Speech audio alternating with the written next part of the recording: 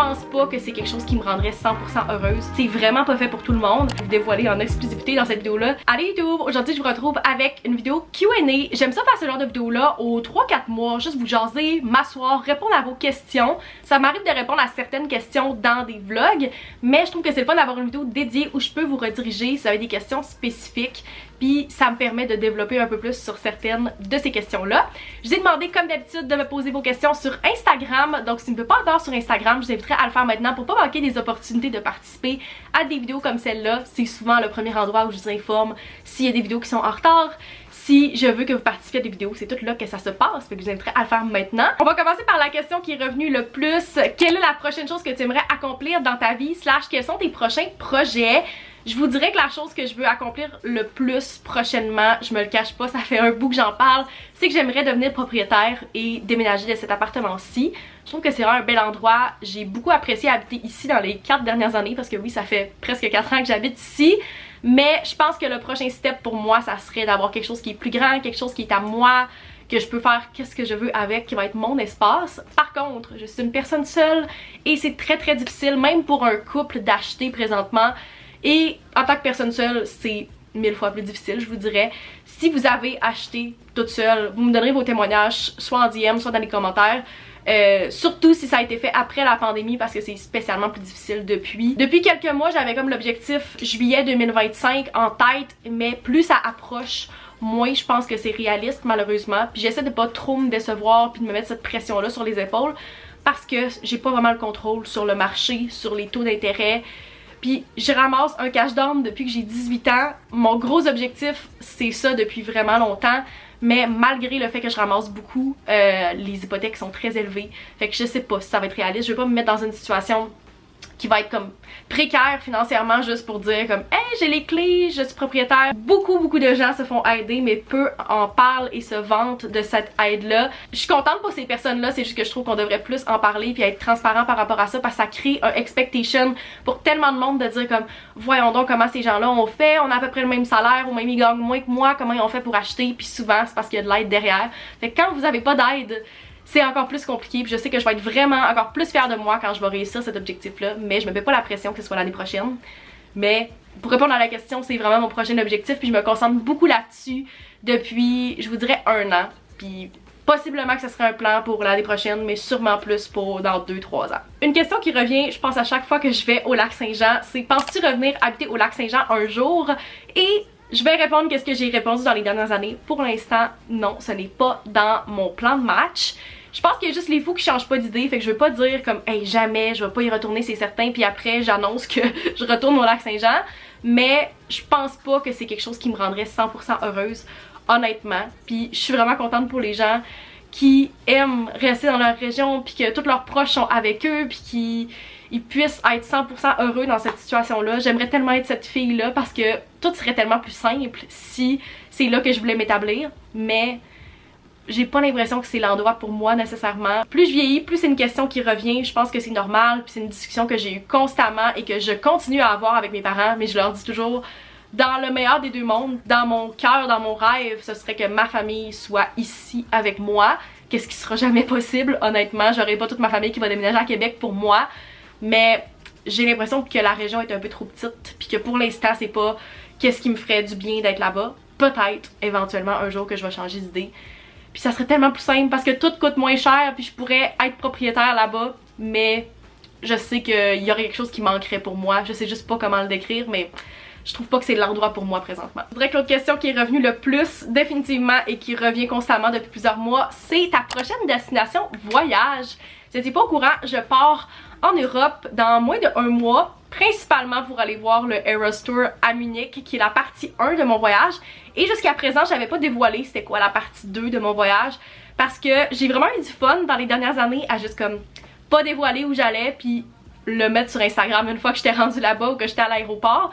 Mais cette fois-ci, dernière minute, j'ai décidé que j'allais vous dévoiler en exclusivité dans cette vidéo-là où j'allais dans la deuxième partie de mon voyage, parce que je vais 5 jours à Munich, puis par la suite, je vais dans un autre pays d'Europe avec mon amie Charlotte. Et je vais en Croatie. J'ai tellement hâte, c'est comme une de mes destinations bucket list depuis plusieurs années. Puis je sais que c'est une destination qui devient de plus en plus populaire et j'ai tellement hâte. C'est comme quelque chose que je pense depuis plusieurs années. On était en Europe l'année passée puis je disais comment j'avais hâte d'aller en Croatie quand il n'y avait rien de booké encore. Fait que c'est là que je vais rejoindre mon amie Charlotte.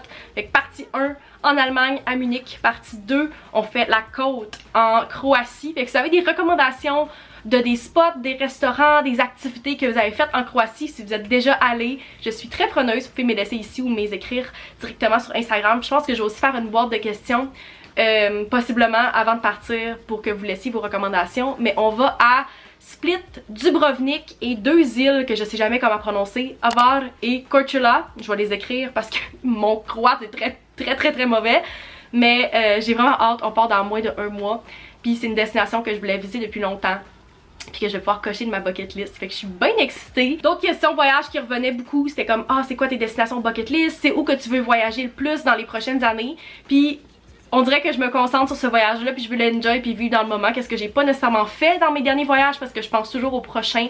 Fait que j'essaie de me concentrer là-dessus, puis de voir après. Surtout si je veux acheter et devenir propriétaire dans les prochaines années, peut-être que je vais devoir réduire mon nombre de voyages. Éventuellement, j'aimerais ça aller au Costa Rica. C'est comme une de mes prochaines destinations. Mais honnêtement, il n'y a pas grands endroits que je veux pas visiter. Fait que je suis vraiment ouverte à toutes les opportunités qui vont venir vers moi dans les prochaines années. J'aime trop voyager, j'ai comme le goût de le faire de plus en plus. Puis je pense que j'ai l'âge pour ça et la liberté de le faire parce que je suis toute seule. Parce que c'est mon argent, je suis une adulte. Fait que si vous avez des destinations que vous avez visitées dernièrement, vous êtes comme hey Max, tu devrais vraiment y aller, vous pouvez me laisser dans les commentaires aussi, je suis très preneuse. Les prochaines questions sont plus sur le sujet du travail. La première c'est quels sont tes plans niveau carrière, futur poste, dream job, etc. Je l'ai toujours dit, je pense que si vous écoutez mes vidéos que j'ai faites en 2015-2016, je disais que je voulais être entrepreneur, je sais juste pas sous quelle forme, puis c'est correct de pas savoir exactement qu'est-ce que vous voulez faire à 24-25 ans, même avant. Ça, je trouve que c'est bien important de le mentionner, puis j'en parle souvent dans mes vidéos, comment c'est correct de pas tout savoir, pas tout figure out quand vous êtes jeune, mais c'est définitivement un objectif plus à long terme. Prochain step côté carrière, je vous dirais qu'à plus court terme, ce serait d'avoir un changement de poste puis de passer de chef de projet junior à chef de projet intermédiaire. Si vous travaillez pas en agence, ça veut peut-être rien dire pour vous, mais c'est comme le prochain step pour moi dans mon agence, dans mon poste qui devrait s'en venir dans les prochains mois. Et ça me permettrait aussi de commencer à faire un petit peu de gestion possiblement. Qu'est-ce que je veux essayer pour possiblement par la suite être entrepreneur, faire de la gestion un peu plus tard, voir si j'aime ça parce que peut-être que je vais détester ça puis finalement me rendre compte que c'est pas du tout mon objectif. Puis je pense que ça va me permettre de figure out un peu plus c'est quoi la suite pour moi. C'est vraiment correct de pas tout savoir qu'est-ce que vous voulez faire quand vous êtes jeune puis on va voir. Honnêtement, ma dream job, c'est rien de spécifique, c'est juste d'aimer qu'est-ce que je fais puis que le 40 heures plus par semaine que vous faites dans un travail, ça soit le fun puis que ça vous consomme pas. Je veux avoir un bel équilibre travail, job, puis tant que je fais une job que j'apprécie puis qui me permet ça, je pense que c'est ça ma dream job. Je trouvais la prochaine question super intéressante. On m'a demandé est-ce que t'es bien en agence? Puis c'est super large comme question, mais short answer oui. Long answer, clairement que je serais pas encore là si j'avais pas apprécié mon expérience en agence jusqu'à présent.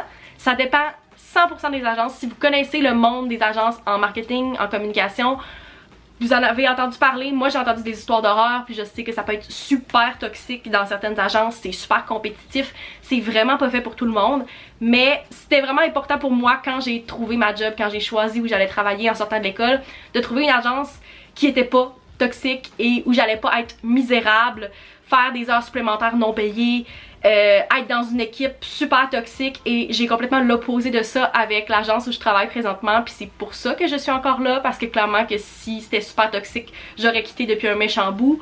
J'aime vraiment où je suis présentement, je trouve que c'est un bel environnement, puis on n'a pas tant le feeling d'agence qu'il peut avoir ailleurs.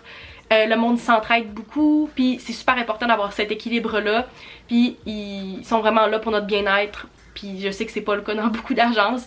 Fait que c'est pour ça que je suis encore là présentement. J'aime ça. Mais je serai pas en agence n'importe où et à n'importe quel prix. C'est un beat qui est vraiment go go go. Fait que je sais que c'est pas fait pour tout le monde. Et que c'est pas nécessairement quelque chose que les gens veulent plus tard dans leur carrière. Fait que pour l'instant, je suis bien. Je suis jeune encore. Ça fait juste 2 ans que je suis sur le marché du travail. Mais who knows où je vais être dans comme 4-5 ans. On va voir si c'est encore pour moi rendu à ce moment-là. Dernière question côté travail. Trouves-tu ça difficile d'être 100% en télétravail? Honnêtement, je vous dirais que ça dépend des journées.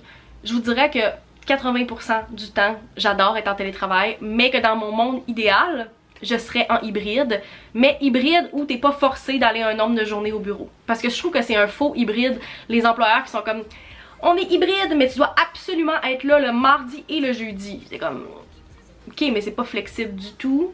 C'est mieux que rien, mais j'aime vraiment l'idée d'avoir un employeur qui me permet de travailler de la maison quand je veux, de faire mon horaire. Tant que mon travail est fait et bien fait, il n'y a pas de problème. Je peux aller faire du télétravail à l'étranger si je veux. C'est quelque chose que j'apprécie beaucoup de mon employeur. Par contre, si on avait un bureau à Québec, clairement que j'irais au moins une fois par semaine juste pour le petit social, le petit comme feel d'aller en personne qui peut être le fun des fois, mais comme je suis à 3 heures du bureau, je l'ai un petit peu moins souvent. Comme j'ai dit, mon monde idéal ce serait hybride, mais si j'ai le choix entre 100% télétravail et 100% bureau pour la job que je fais en ce moment, je prends 100% télétravail any day. On m'a demandé c'était quoi mon genre de livre favori et je vous dirais que je recommence tranquillement à lire, puis ces temps-ci, qu'est-ce que j'ai vraiment de fun à lire puis qui me donne le goût de lire un petit peu plus, c'est tout ce qui est comme fiction, je vous dirais comme romance ou romance contemporaine, je sais pas trop comment décrire, mais le genre de livre que il y a une histoire d'amour, mais il y a d'autres choses autour. C'est super important pour moi parce que moi de lire une romance que c'est comme 300 pages de dialogue vraiment cringe, puis qu'il y a pas grand chose qui se passe autour, puis comme on connais pas vraiment les personnages, je trouve ça très boring, puis je vais vraiment déconnecter, puis je serais pas capable de terminer le livre. La moi, il y a comme 4-5 ans, essayait vraiment de se convaincre que j'aimais lire qu'est-ce qui était comme des livres self-help, des livres qui sont pas de la fiction, puis je comprends pourquoi j'avais jamais le goût de lire, puis que je me forçais, ça me prenait des mois à terminer un livre, c'est parce que je trouvais pas ça nécessairement pertinent. Les seuls livres qui sont pas de la fiction que j'ai vraiment apprécié dans les dernières années, honnêtement, c'est les livres de Pierre-Yves McSween, des livres de finance, ça m'intéresse, mais il y a juste lui qui va me réussir à me faire lire des livres comme ça, parce que honnêtement, pas grand chose qui est pas de la fiction qui m'intéresse en ce moment. Autre question lecture, on m'a demandé c'était quoi ma lecture bord de plage préférée. J'ai pas un livre en particulier à recommander, mais dernièrement pour l'été j'ai vraiment beaucoup apprécié les livres de Emily Henry. J'en ai 2 ici qui sont des hardcovers, mais je vais possiblement emprunter ces autres livres quand j'aurai terminé Funny Story pour lire cet été à la plage, possiblement en voyage si j'ai de l'espace dans mon sac. Honnêtement je sais pas si je vais en avoir, mais je trouve que c'est vraiment des livres qui sont super légers, qui se lisent bien à la plage. La dernière question à laquelle je vais répondre aujourd'hui, on m'a demandé une chose dont tu es fière d'avoir accompli jusqu'à présent en 2024. Puis la première chose qui me vient en tête, je vous dirais que ce serait mon 2 ans à ma job. Puis c'est pas nécessairement un accomplissement en tant que tel, mais les commentaires qui sont venus avec, puis toute la croissance que j'ai fait dans les derniers mois. C'est le fun d'avoir cette reconnaissance puis ces commentaires positifs là des gens autour de vous, mais c'est le fun aussi de sentir que vous êtes à votre place puis que vous faites du bon travail, parce que c'est comme 2 choses différentes. Des fois les gens peuvent vous dire que ça va bien mais vous le sentez pas, vice versa. Fait que là je suis comme vraiment alignée, j'ai l'impression que ça s'est super bien passé puis que je suis sur la bonne voie présentement pour la 3e année à ma job. Fait que voilà, c'est la chose dont je suis fière dernièrement d'avoir accompli ce 2 ans là puis cette grosse amélioration que j'ai eue au travail. C'est toutes les questions auxquelles je vais répondre aujourd'hui. J'espère que vous avez apprécié ce petit Q&A. Si vous avez d'autres questions auxquelles vous voulez que je réponde dans les prochains vlogs, dans les prochaines vidéos, je vais filmer un Get Ready With Me aussi dans les prochaines semaines. Fait que si vous avez des questions pour ça, n'hésitez pas à me les laisser dans les commentaires. Et abonnez-vous si ce n'est pas encore fait, mettez un like à la vidéo si vous aimez les Q&A. Et on se retrouve dans une prochaine vidéo. Bye!